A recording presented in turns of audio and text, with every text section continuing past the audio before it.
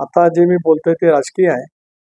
महायुतीची समन्वय समितीची बैठक गेल्या 3-4 दिवसामध्ये दोनदा झाली. मी चंद्रशेखरजी बावनकुळे, भारतीय जनता पक्षाचे प्रदेशाध्यक्ष, शिवसेनेकडून काही वेळेला उदय सामंत किंवा दादा भुसे हे त्या ठिकाणी उपस्थित होते. 14 तारखेला राज्यातल्या 35-36 जिल्ह्यात एकाच वेळेला महायुतीचे 3 प्रमुख पक्ष अधिक आमचे घटक पक्ष जवळपास 10 ते 11 आहेत, यांचा एकत्रित मेळावा हा त्या ठिकाणी संबंध राज्यभरामध्ये निर्धारित केलेला आहे. त्यासाठी तिन्ही पक्षांनी आपापले समन्वयक नेमलेले आहेत. त्या समन्वयकाच्या मार्फत तालुक्या जिल्ह्यांमध्ये तो मेळावा त्या ठिकाणी आयोजित केला जाईल.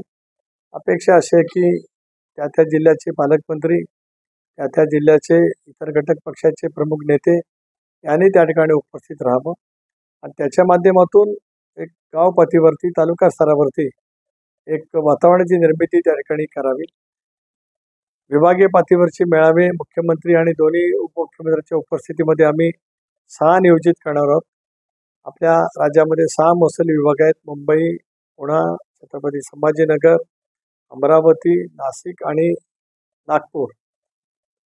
फेब्रुवारी 15 पर्यंत हे 6ही मेळावे आम्ही त्या ठिकाणी पूर्ण करणार आहोत आणि शेवटचा मोठा राज्यव्यापी मेळावा परवाच मी आणि मुख्यमंत्री आणि दोन्ही उपमुख्यमंत्री आम्ही लोणेरेला एका कार्यक्रमात होतो.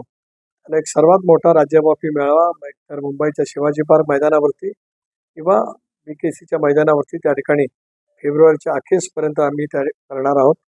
राज्यामध्ये 45+ जागा निवडून आणून नरेंद्र मोदी साहेबांना देशाचं तिसऱ्यांदा पंतप्रधान करण्यासाठी आम्ही सगळेजण कटिबद्ध त्या ठिकाणी आहोत.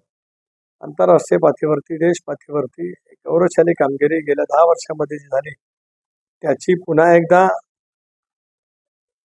लोकसभेच्या निवडणुकीच्या माध्यमातून ज्या वेळेला आम्ही समोर जाऊ त्याला महाराष्ट्रातलं बळ मोठ्या प्रमाणावरती निर्माण करण्याच्या दृष्टिकोनातून आम्ही सर्वजण त्या ठिकाणी प्रयत्नशील राहणार आहोत. मला जे आज आपल्यामार्फत या ठिकाणी इथल्या जनतेला, माझ्या तिन्ही पक्षांतील घटक पक्षांना जे संबोधित करायचं होतं ते बोललोय. आपल्यापैकी कोणाला काय मुख्यपणाने प्रश्न विचार असेल तर आपण विचारावं. महाराष्ट्रात खरं सांगायचं तर 14ला माझी इच्छा महाराष्ट्रात राहायची होती. त्याला मी मंत्री होतो, 15 वर्ष सलग मंत्री होतो. पण पक्षश्रेष्ठीने सांगितलं मी उमेदवारी केली, 19ला उमेदवारी केली. आता मला प्रदेश अध्यक्ष दादांनी केले त्यामुळे मी अर्धा महाराष्ट्रात आहे. पण आता दिल्लीमध्ये रमायला लागलो. आता दिल्लीत एक जास्ती जायला आता बरं वाटेल, कारण दिल्लीत आता पुन्हा एनडीएचं सरकार येणार.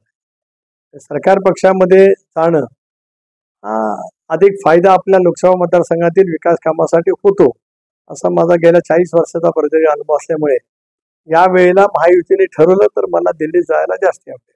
जर उत्तर पत्रकार परिषद ठाण्याला दिला या शुद्ध पुरकटपणा आहे आणि पुरकटपणापेक्षा मी रोहित पवारांच्या वक्तव्याकडे काय बघू इच्छितो. चाइल्डिश.